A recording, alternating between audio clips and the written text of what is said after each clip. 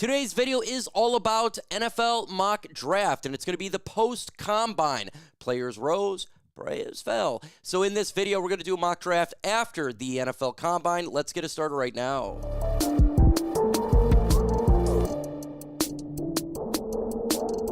Rules for this mock draft: there's going to be no trades in this mock draft. We're just going to go with the picks that the Lions currently have.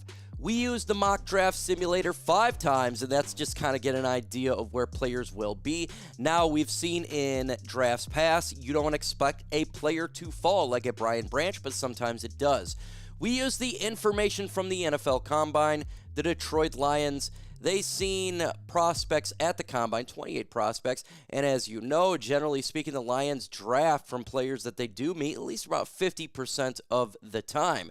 So that's how we did it here. The Detroit Lions picks is as follows. We got a pick in the first round, 28. We got round 2, pick 60, round 3, 101, round 4, 133, round 6, 195, round 7, 230, and 246 for round 7. Now, with the first pick in my mock draft, I have the Detroit Lions selecting at pick 28, Jihaad Campbell, linebacker out of Alabama. The 6'3", 235 products, got 32-inch arms. This guy, he killed it at the NFL Combine. He really showed his speed. He had a lot of lateral side-to-side speed, and I don't know about you, but I could absolutely see a situation where Derek Barnes leaves. We need to get another linebacker / pass rusher. Jihaad Campbell could come in here and make a significant impact. Now, what has this man done this past season? 55 solo tackles, 5 sacks, 2 forced fumbles, 1 interception. He is speed, power, mixed with good size, length, and if Barnes leaves, you could get Jack Campbell, Jihaad Campbell, and Alex Anzalone, and that it completely fixes the Detroit Lions linebacker situation / pass rush, because he can get in there as well. Grade this really quick. A, B, C, D, or F. Let me know your thoughts in the comments right now about that pick at 28.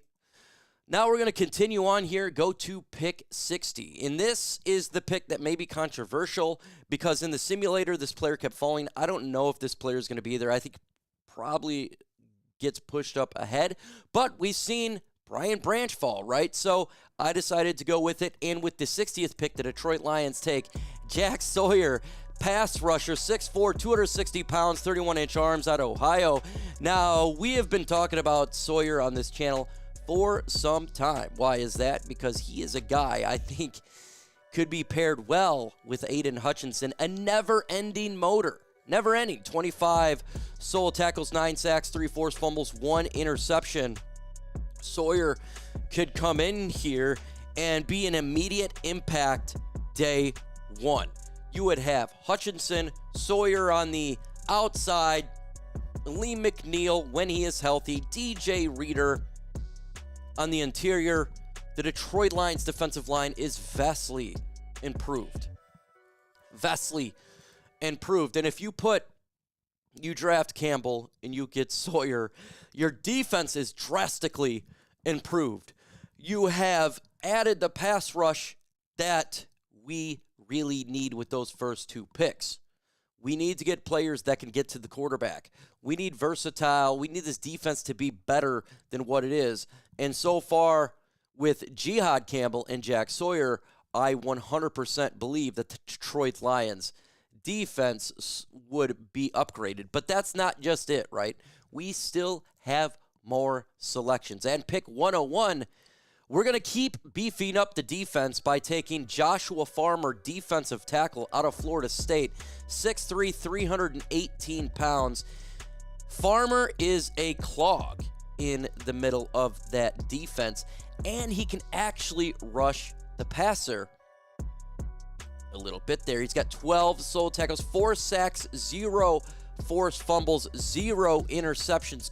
Great hand movement with his hands.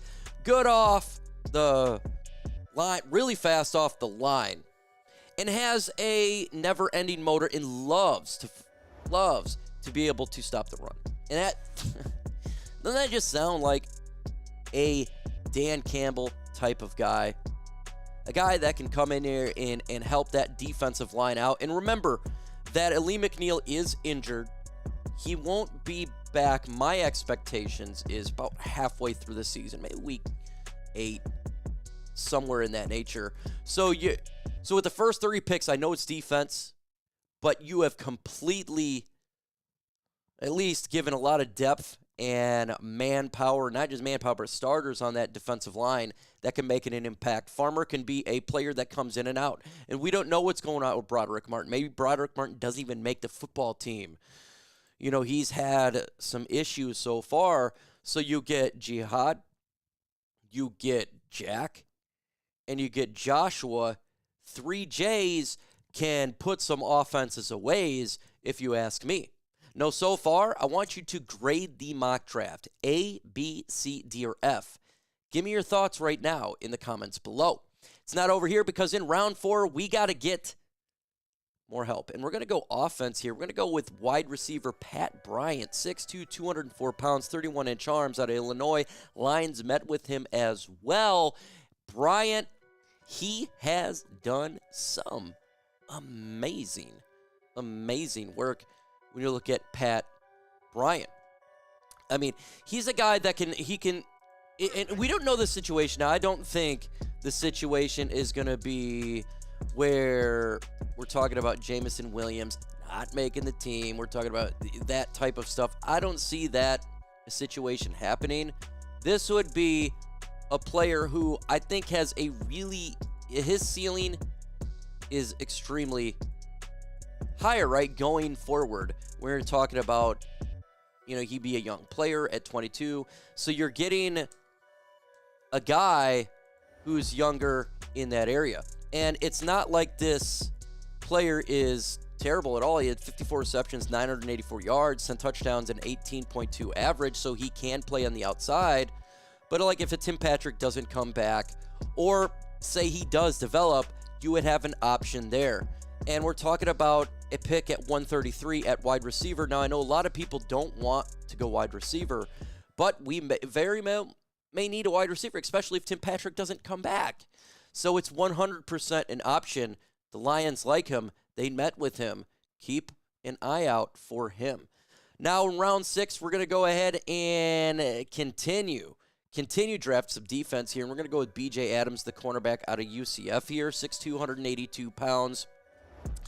Now, I didn't make cornerback a serious need here. Why? Because we drafted 2, and I do expect last year, and I do expect the Lions to pick a guy in free agency, but we need to get some more depth here, and B.J. Adams could be a man to get it done. He had 14 combined, 10 solo tackles, 2 interceptions, 2 pass defense. Throw him back there, and he can compete. Because remember, we've had some injuries in the secondary, and we need some competition at the very back end of the secondary. Maybe he can go out there too, situations at safety, to help out the Lions back end. I think that would be a solid pick, in all honesty. And we're talking about a 6th-round pick. We're not talking about a player with the 1st-round pick. So you can, in my opinion, take a chance on a player like that. But we got to continue drafting players. We got to continue getting this team better. And in the 7th round, we're going to beef up the offense by taking offensive lineman, offensive tackle. I think he can play tiers well, even though he's big at 6'7".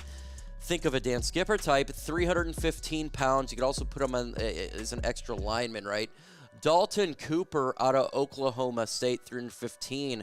You're talking about a developmental player who I could think be an extra lineman right now, right? He can play and develop both tackles, probably even try him on the inside, even though he's 6'7", and to help out that offensive line as an extra.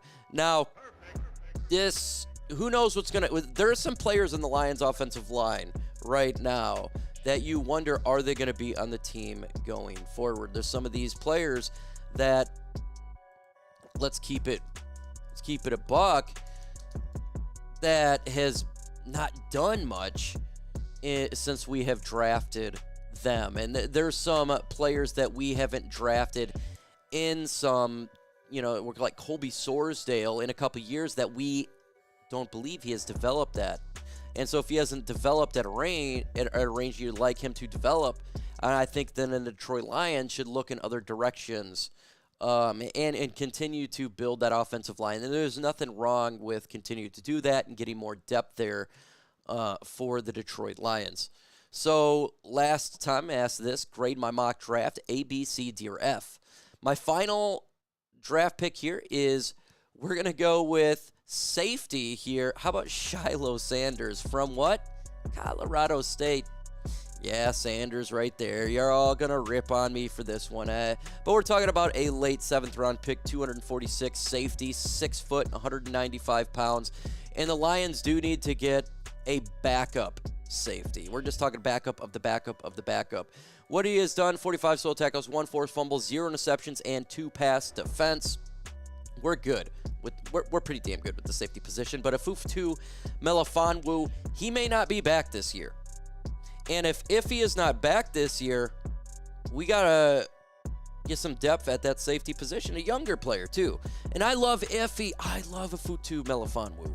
But I don't love that he's never on the field and he's injured a lot. And that's a situation where he may not be back for the Detroit Lions. Now, look, this is post-NFL Combine mock draft, so go ahead and grade it.